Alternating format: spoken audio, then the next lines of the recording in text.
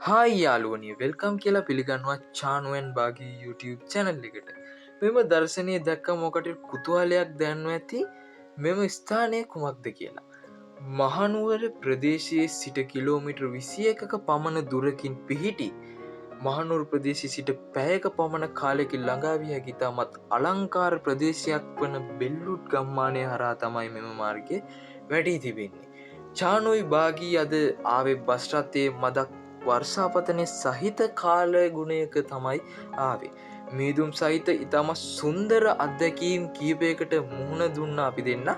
ඒ වගේම ඕකට්ටියටත් මෙම සුන්දර බව විඳගන්න ඒ වගේම විඳින්න එන්න කියලා ආරාධනා කරන මෙන්න මේ තැනට.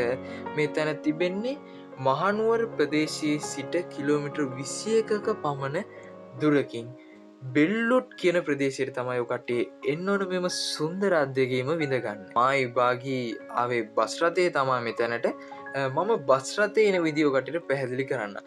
මෙම බස් රථය ගාල් කරන්නේ මහනුවර බෝගම්බර සිරමැදිරියේ ඉදිරි පිට තිබෙන රථගාලේ. ඒ වගේම මහනුවර සිට ගලහා බෙල්ලුට් හරහා යන බස් රථයේ තමා ඔකට්ටිය පැමිණෙන්න ඕන මෙම ස්ථානයට. ඒ වගේම පැයෙන් පැයට වගේ තමා මෙම බස් රථ කාලසටහන දිවෙන්නේ. මායි භාගියාවේ අටහා මාර බස් රථේ. එහෙනම් වැඩි කතා වුණේ නෑ. මම වැඩිදුර විස්තර ඩිස්ක්‍රිප්ෂන් එකේ දාලා තියෙනවා. එහෙනම් අනිවාර්යෙන් මගේ channel එක චානුවෙන් බාගී YouTube channel එක subscribe කරන්න, comment කරන්න, share කරන්න. එහෙනම් සුන්දර අත්දැකීමුත් එක්ක අපි වීඩියෝ එක ඉස්සරහට යමු.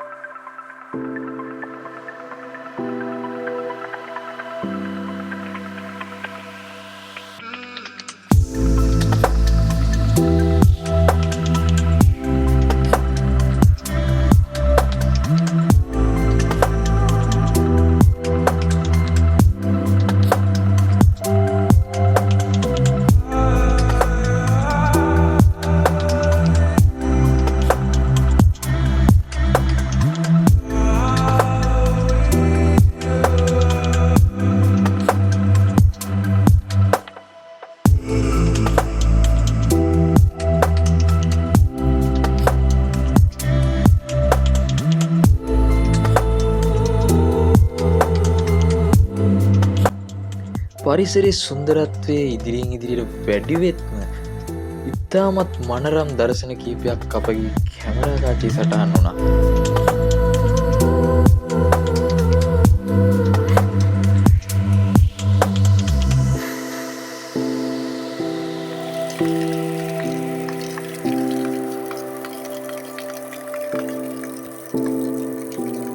පාර දෙපස සුන්දරත්වයක් විඳගෙන අපි බෙල්ලුට් නැරඹුම් මැදිරිය දක්වා කෙමෙන් ළඟා වුණා.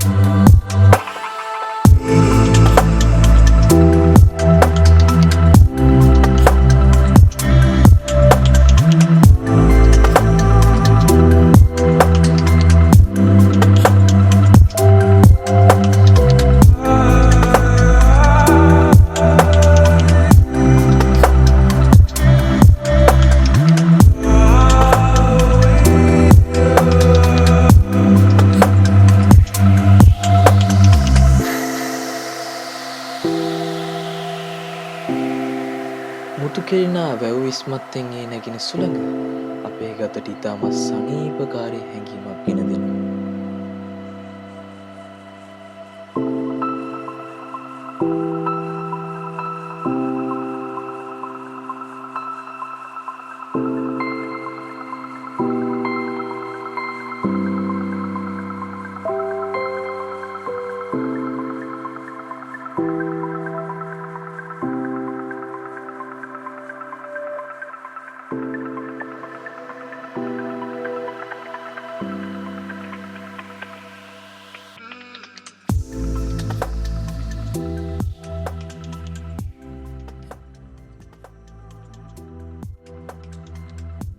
ඒ වැවේ සුන්දරත්වයත් විඳගෙන නැවත අප ගමනාන්තය දක්වා පැමිණීමේදී හටගත් වර්ෂාව නිසා ඇති වූ මේදුන් තත්ත්වය පරිසරයට ඉතාමත් නිෂ්කලංක බවක් සහ අද්භූත බවක් එකතු කරන්නට.